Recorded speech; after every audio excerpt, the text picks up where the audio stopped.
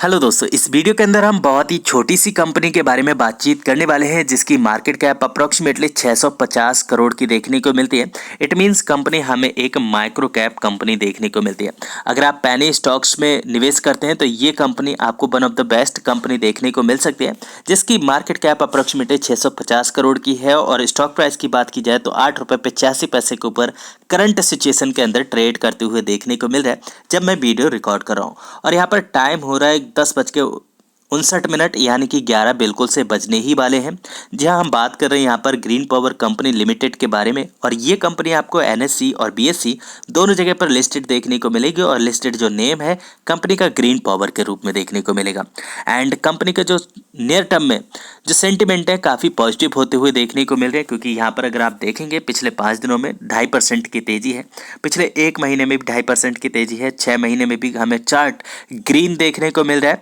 And year till date में थोड़ी बहुत गिरावट हमें देखने को मिल रही है जो कि 19% तक स्टॉक अपने ऊपरी स्तरों से करेक्ट हो चुका है। एंड अगर हम पिछले 1 साल की बात करें तो यहाँ पर भी अप्रोक्सीमेटली 27% तक स्टॉक करेक्ट हो चुका है एंड पिछले 5 सालों की बात करें तो यहाँ पर काफ़ी भीषण गिरावट हमें देखने को मिली और काइंड ऑफ हमें एक बड़ा कंसोलिडेशन कंपनी के अंदर देखने को मिल रहा है। अगर हम ऊपरी स्तरों से गिरावट के स्तर को दर्ज करें तो अभी के समय पर भी अप्रोक्सीमेटली हमें 65% तक स्टॉक प्राइस करेक्ट होते हुए देखने को मिल रहा है। और जब कंपनी के अंदर हमें एक तरफा फेज देखने को मिला था तो यहाँ से यहाँ तक कंपनी ने बहुत ही कम समय में हमारे पैसे को 20 टाइम्स तक मल्टीप्लाई कर दिया था। एंड ऐसी सिचुएशन में जब किसी भी कंपनी के अंदर हमें एक तरफा तेजी देखने को मिलती है तो जो रिटेल निवेशक हैं सबसे पहले हमें फोमो क्रिएट करते हुए देखने को मिलते हैं। एंड ऐसे सिचुएशन में काफ़ी निवेशकों ने इस जगह से कंपनी के अंदर निवेश किया था और अभी के समय पर देखा जाए तो अप्रोक्सीमेटली 2% और इवन 65% तक का लॉस उनके पोर्टफोलियो में लगते हुए देखने को मिल रहा है। तो फ्रेश इन्वेस्टर्स के लिए ये वीडियो देखना बेहद जरूरी है ताकि आप एक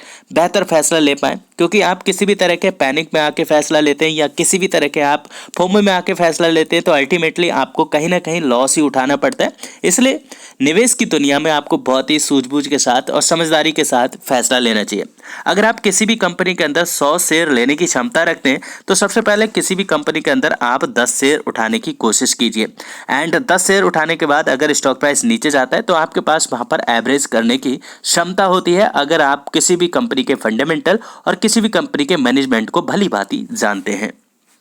तो इस वीडियो में दोस्तों हम कंपनी के टेक्निकल्स को तो डिस्कस करेंगे ही बट थोड़ा बहुत हम कंपनी के फंडामेंटल के बारे में भी जानेंगे ताकि आप एक बेहतर डिसीजन ले पाएं क्योंकि निवेश की दुनिया में जल्दबाजी का फैसला लिया हुआ कई बार हमारे साथ में निगेटिव असर डालता है और हमारे पोर्टफोलियो पर भी काफ़ी बड़ा डेंट कई बार लगते हुए देखने को मिलता है। तो सबसे पहले सुझाव तो यही है, आपको पैनी स्टॉक से बिल्कुल से बच के चलना चाहिए और किसी भी पैनी स्टॉक में जब आप निवेश कर रहे हैं तो उसके फंडामेंटल और उसके बिजनेस मॉडल को आपको बिल्कुल से समझना चाहिए अगर आप एक लॉन्ग टर्म के निवेशक हैं। और अगर आप एक मोमेंटम निवेशक हैं तभी भी आपको सपोर्ट और रेजिस्टेंस का बहुत अच्छे से ख्याल रखना चाहिए। तो दोस्तों यहाँ पर अगर ओरिएंट पावर के केस की बात की जाए तो ये कंपनी हमें एक विंड एनर्जी पावर प्रोड्यूसर देखने को मिलती है और साथ साथ यहाँ पर रिन्यूएबल एनर्जी भी कंपनी प्रोड्यूस करती है। एंड ये कंपनी हमें एक इंडिपेंडेंस देखने को मिलती है, कंपनी इंडिपेंडेंस की साथ में कामकाज में लगी हुई है। एंड साथ साथ कंपनी की अगर बुक वैल्यू की बात की जाए तो अभी अपनी बुक वैल्यू से मात्र 1 टाइम्स ऊपर ट्रेड करते हुए देखने को मिल रही है। तो कहीं ना कहीं यहाँ पर हमें वैल्यू इन्वेस्टिंग का भी एक रुझान आते हुए देखने को मिल रहा है। एंड अभी के समय पर 8 रुपये 75 पैसे का स्टॉक प्राइस देखने को मिलता है जबकि 6 रुपये 80 पैसे का कंपनी का लो रहा और 13 रुपये 6 पैसे का कंपनी ने हाई लगाया था। बुक वैल्यू की बात की जाए तो यहाँ पर हमें 7 रुपये की देखने को मिल रही है और करंट सिचुएशन में 8 रुपये के ऊपर कंपनी ट्रेड करते हुए देखने को मिल रही है। तो कहीं ना कहीं अपनी बुक वैल्यू के आसपास ही कंपनी ट्रेड करते हुए देखने को मिल रही है क्योंकि काफ़ी लंबे समय से कंपनी एक टाइम करेक्शन को फेस कर रही है और यहाँ पर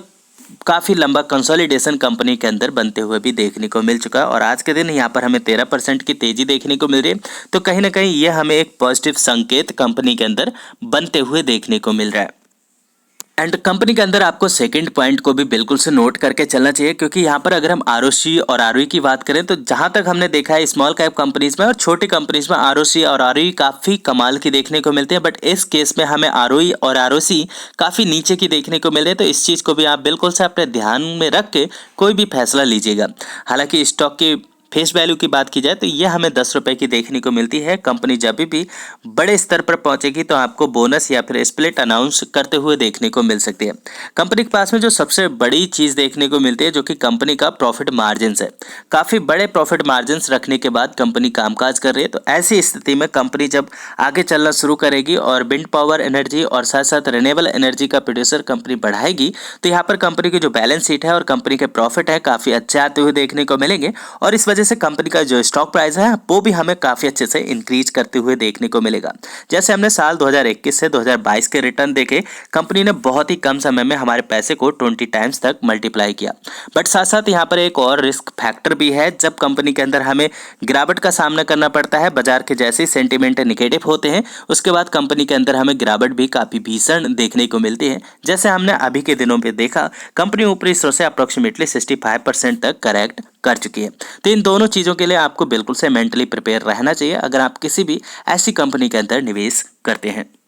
थर्ड रिस्क फैक्टर को भी आपको बिल्कुल से कंसीडर करके चलना चाहिए, क्योंकि यहाँ पर अगर हम कंपनी की बैलेंस शीट देखें तो कंपनी के कंटिन्यू बेसिस पर रिजर्व हमें घटते हुए देखने को मिल रहा है और ये हमें माइनस में जाते हुए देखने को मिल रहा है। और साथ साथ कंपनी की बोरिंग हमें काफ़ी ज़्यादा देखने को मिली थी, बट अच्छी बात यह है कि अभी के समय पर कंपनी की बोरिंग थोड़ी सी कम होते हुए देखने को मिल रही है। लेकिन इस केस के अंदर हमें जो कंपनी के रिजर्व है वो भी निगेटिव में देखने को मिल रहे। तो ऐसे में अगर कंपनी कोई भी नया कैपेक्स या कोई भी अपने बिजनेस को एक्सपेंडिचर करती है तो यहाँ पर कंपनी को और भी ज़्यादा कर्ज लेने की आवश्यकता पड़ेगी या फिर अपनी होल्डिंग्स को गिरवी रखने की भी आवश्यकता पड़ सकती है और ऐसे केस में कंपनी अपने होल्डिंग्स को थोड़ा बहुत ट्रिम आउट भी कर सकती है।